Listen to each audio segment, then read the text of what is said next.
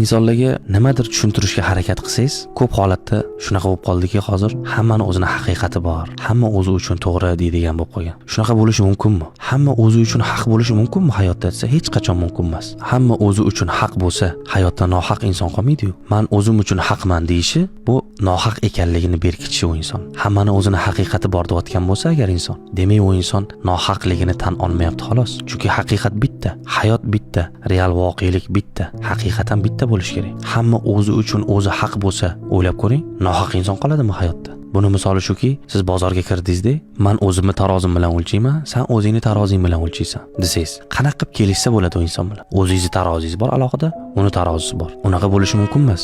Bitta tarozi bo'lishi kerakki, sotuvchi ham, oluvchi ham ko'nish kerak shu taroziga. O'shaning uchun hammani o'zini haqiqati bor deyish xato. Haqiqat bitta bo'ladi. Yo siz haq bo'lasiz, yo nohaq bo'lasiz. Bu shunchaki hozir kunda insonlar bir-birini manipulyatsiya deydimi, o'sha o'zini nohaqligini berkitish deydimi? Shunaqa hammani o'zini haqiqati yo'q. Kimdir nohaq, kimdir haq. Tarozi bitta, haqiqat bitta. Bo'lmasa hamma o'zicha haq bo'ladi-da, haqiqat bir chetda hayron bo'lib o'tiradi. Xuddi hozir kunga o'xshab.